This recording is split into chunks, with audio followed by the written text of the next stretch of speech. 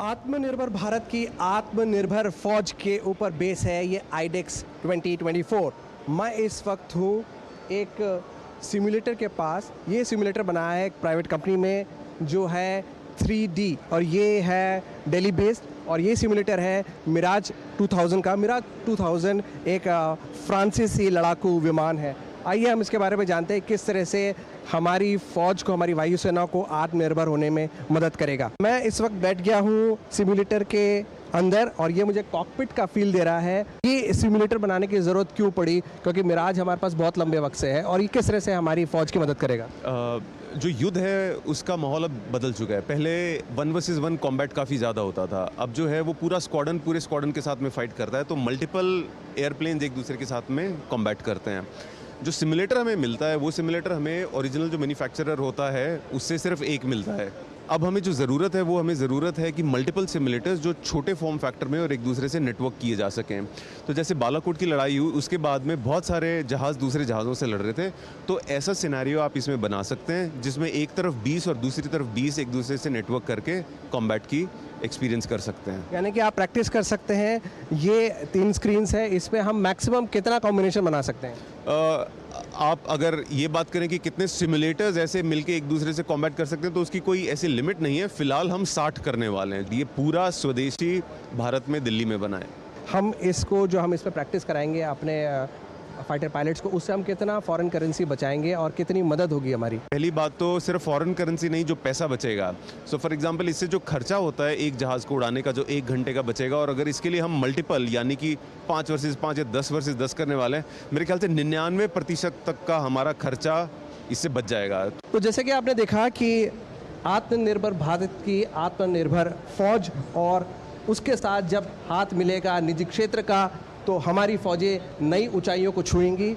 और आपने देखा किस तरह से बालाकोट का एक यहाँ पर नमूना पेश किया गया। कैमरामैन पीयूष के साथ मैं विशाल Bairstow, DD news, Jodhpur.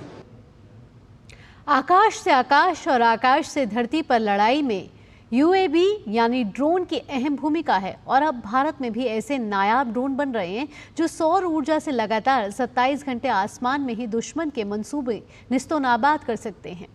Jodhpur में शुरू हुए आईडेक्स 24 में इस अनोखे यूएवी को बनाने वाली भारतीय कंपनी से बातचीत की हमारे संवाददाता विशाल बैरिस्टो ने। बदलते वक्त के साथ टेक्नोलॉजी भी बदल रही है और ऐसे में यूएवीज़ का एक बहुत इम्पॉर्टेंट रोल हो गया है। ये अनआर्म्ड एरियल व्हीकल होता है और मैं यहाँ पर आया हूँ। ये एक new space research and technology है। ये प्राइवेट सेक्टर है जो इंडियन एयरफोर्स के साथ काम कर रहा है। और मेरे साथ हैं wing commander Ahmed Arshi, retired. आप एयरफोर्स से रिटायर हो गए, टेक्नोलॉजी लगातार बदल रही है, किस तरह का एक्सपीरियंस है? मैं ही कहना चाहता हूँ कि न्यू स्पेस में हम कटिंग एज काम कर रहे हैं फ्यूचर वॉरफेयर के लिए। 2 हमारे एयरक्राफ्ट और यूएवी डिस्प्ले पे हैं। They are the next generation of UAVs. जैसे ये एयरक्राफ्ट, इसको बोलते हैं high altitude pseudo satellite, HAPS। ये सोलर पावर्ड बर्ड है और we are the only company in the country जिसने एक नेशनल रिकॉर्ड बनाया 27 आवर्स ऑफ फ्लाइट का। यानी कि 27 घंटे तक ये जो यूएवी है वो उड़ सकता है और ये एनर्जाइज होगा सोलर पावर से। तो इसका क्या फ़ायदा होगा हमारे इंडियन एयरफोर्स को? इस सबसे बड़ी बात यह है कि ये एक ऐसा प्लेटफॉर्म है जो ISR के लिए यूज़ किया जा सकता है।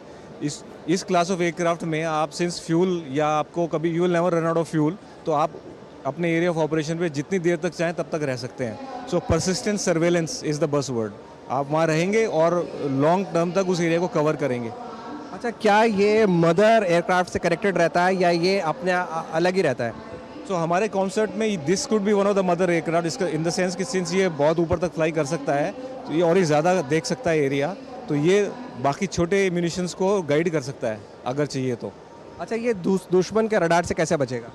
इसका जैसे आप देख रहे हैं साइज़ बहुत ही छोटा है इसका और इसकी आवाज़ बिल्कुल नहीं है, तो ये बहुत मुश्किल है इसको डिटेक्ट कर पाना। एंड ये बहुत ऊंचा उड़ता है, वेरी हाइट तक जा सकता है ये। This can go up to 50,000 feet, 50,000 feet तक। 50,000 फीट तक ये जा सकता है।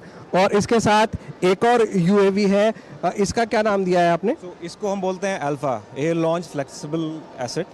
ये एक ऐसा वर्सेटाइल लॉन्चिंग म्यूनिशन है कि इसके विंग्स फोल्ड हो जाते हैं और ये कैनिस्टर में से लॉन्च होता है। उस कैनिस्टर को आप एक फाइटर एयरक्राफ्ट में या एक हेलीकॉप्टर में भी ले जा सकते हैं और आप इसको ग्राउंड से थ्रू एक कैनिस्टर भी लॉन्च कर सकते हैं। ये दिस इज सॉर्मिंग केपेबल, मतलब ये आप you can launch more than let's say 4-5 birds, और वो बर्ड्स आपस में एक दूसरे से बात कर सकती हैं, डेटा एक्सचेंज कर सकती हैं, और कुछ बर्ड आपको ISR के लिए यूज़ हो सकती हैं, कुछ बर्ड आपको टारगेटिंग डेटा दे सकती हैं, और कुछ बर्ड जाके उस टारगेट को डिस्ट्रॉय कर सकती हैं। जैसे कि आपने देखा, अब प्राइवेट सेक्टर जब आगे बढ़कर आए रिसर्च एंड डेवलपमेंट में, जो लगातार चेंजिंग सिचुएशंस है, लगातार चेंजिंग टेक्नोलॉजी है, उसमें अब UAV हमें कटिंग एज दे रहा है। कैमरामैन पीयूष के साथ मैं विशाल बैरिस्टो, DD न्यूज़ जोधपुर।